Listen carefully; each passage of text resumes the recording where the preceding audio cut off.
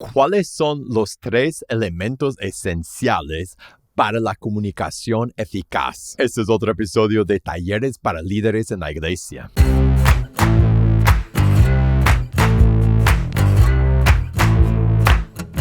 Hola, bienvenido a pazcondios.com. Mi nombre es Felipe y este es otro episodio de Talleres para Líderes en la Iglesia. En pazcondios.com nuestro propósito es capacitar a líderes para equipar a la iglesia. Y si quieres ver todos los videos que publicamos, suscríbete a ese canal y prenda la campanita de notificaciones. Ahora en este programa de Talleres para Líderes en la Iglesia, yo doy consejos estratégicos y prácticos y bíblicos para los que somos líderes en la iglesia. Así que si estás pasando por una situación en tu liderazgo, algo, un obstáculo, un problema, una decisión te enfrenta y no sabes qué hacer, hay una visión que quieres realizar, envíame los detalles de tu situación a consejos@pazcondios.com, consejos@pazcondios.com para que podamos conversar de tu situación en un episodio en el futuro. Hoy quiero hablar de algo que es relevante para todos los que somos líderes en la iglesia. Una gran parte de nuestro trabajo es comunicar, es hablar, es dar estudios, charlas, estudios 1 a 1, grupos célula, preparar estudios para los demás líderes de grupos pequeños, de grupos de comunidad en nuestra iglesia, predicar, dar enseñanzas y guías y capacitaciones a los que son líderes.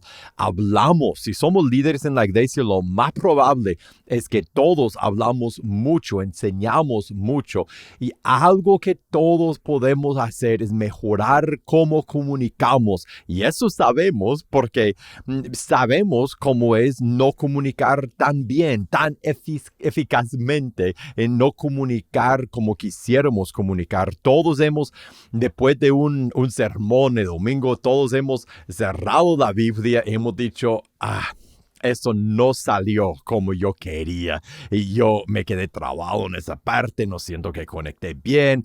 También vemos a otros y a veces es más fácil ver los fallos de comunicación en otras personas. Vemos otros predicadores y vemos que lo que hacen que nosotros decimos, yo nunca haría eso, o ojalá que yo no predique así, o que yo no enseñe así. Pero todos podemos mejorar cómo comunicamos y cómo enseñamos. Entonces, hoy quiero ver los tres elementos, los tres componentes, las tres partes esenciales, las tres cosas que tiene que estar en una enseñanza. Si esta enseñanza va a ser eficaz, si esa enseñanza va a cumplir el propósito que nosotros y que Dios tiene para la enseñanza. Tres cosas. Bueno, déjeme retroceder un poco. Dios es quien hace crecer la semilla. Nosotros, por más que queremos mejorar nuestra comunicación y nuestras prédicas y nuestra forma de enseñar, a final de cuentas no lo hacemos bien y no tiene que haber nada en nuestra enseñanza para que Dios obre.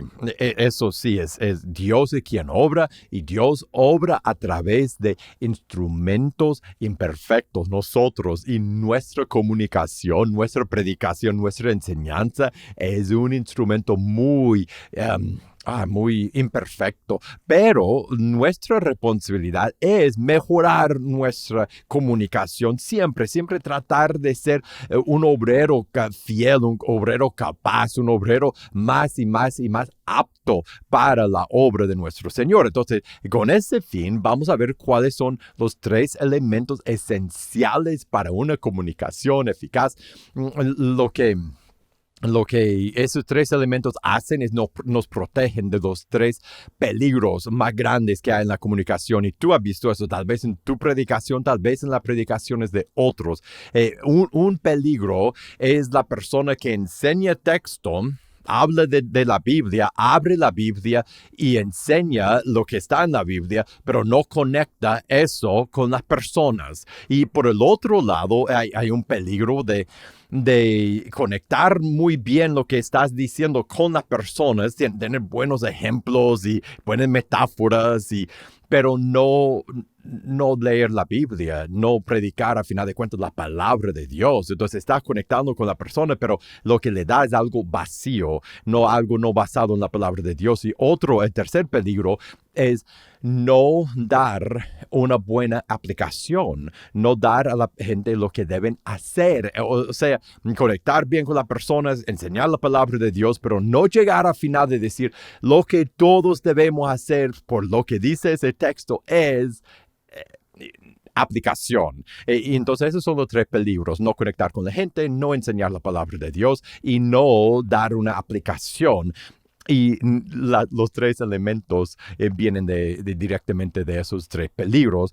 Primero, tenemos que conectar con las personas. Ese es el primer elemento esencial. Tenemos que conectar con las personas. Tenemos que predicar la palabra de Dios, proclamar el evangelio. Tenemos que conectar el evangelio con las personas y darles qué hacer, o sea, la aplicación del texto de la enseñanza. ¿Dónde veo eso en la Biblia?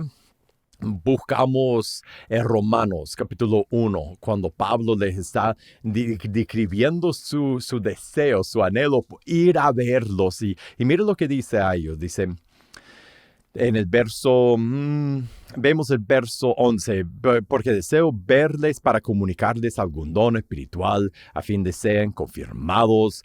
Y sigue enseñando en el verso 15, así que en cuanto a mí, pronto estoy a anunciarles el evangelio también a ustedes que están en Roma.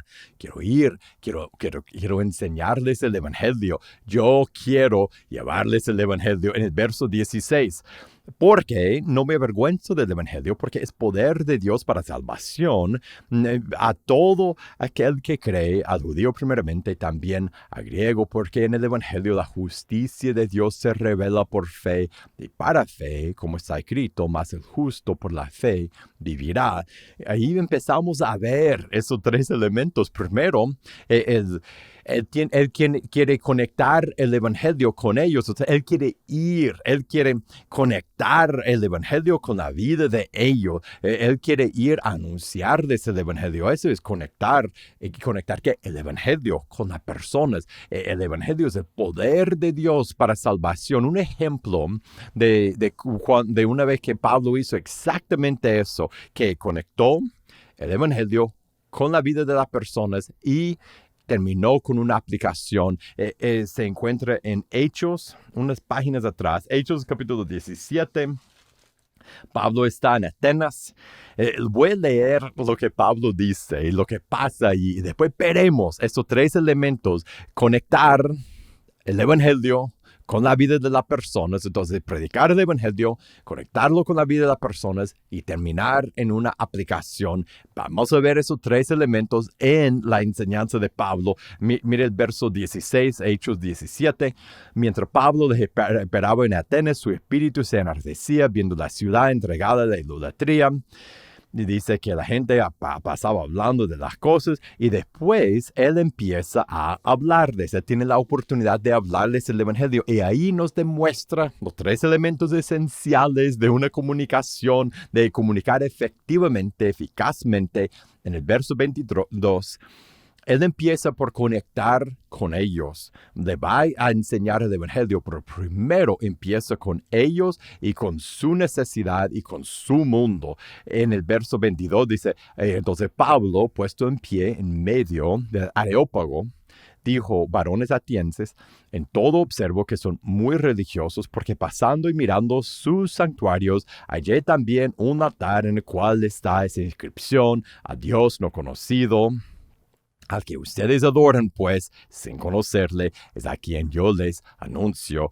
Él encuentra una necesidad de ellos, algo que ellos están preguntando. Ellos estaban buscando cubrir toda su base, adorar a todos los dioses, y ellos como que supieran que tiene que haber algo más que los dioses que estaban adorando, y pusieron ese templo para el Dios no conocido.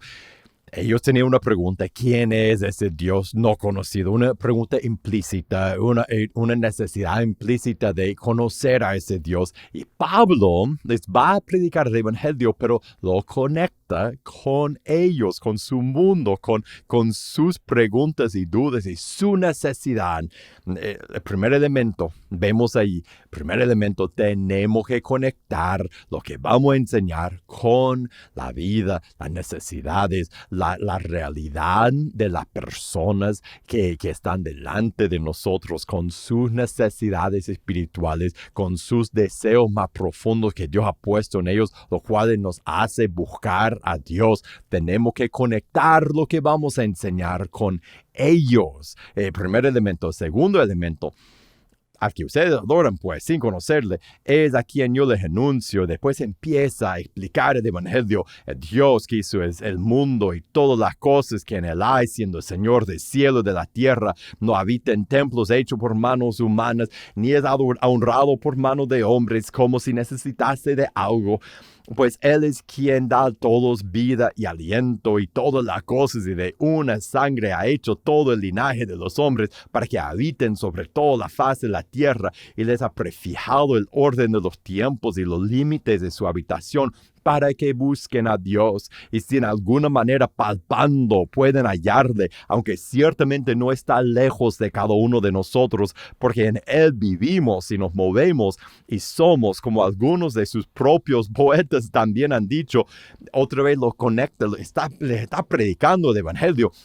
Está hablando de la grande teología de Dios. Él no podría enseñar más profundamente, cosas más profundas que eso. Él empieza por conectarlo con su vida, pero no se queda ahí en las cosas pequeñas, las cosas vanas de su vida y su mundo. Va directo de su vida y sus preguntas al Evangelio, al conocimiento de Dios, a la enseñanza de Dios y de la teología. Y después, aún en medio de eso, lo vuelve a conectar con ellos en el verso 28, donde estábamos, como algunos de sus propios poetas también ha dicho, porque en linaje suyo somos. Entonces él va a referencia a su cultura. Siendo pues linaje de Dios, no debemos pensar que la divinidad sea semejante a oro, plato, piedra, cultura de arte o de imaginación de hombres.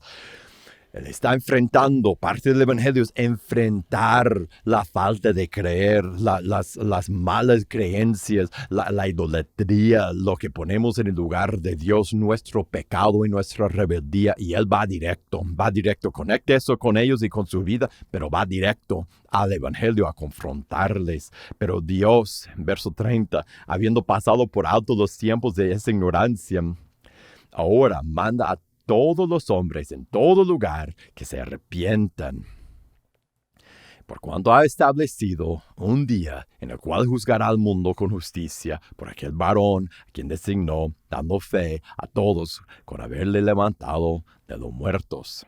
Ahora, Él termina con todo eso ha sido evangelio, quién es Dios y quiénes somos nosotros y nuestro pecado, pero termina explícitamente con Jesús y la resurrección de los muertos, con lo que Jesús hizo.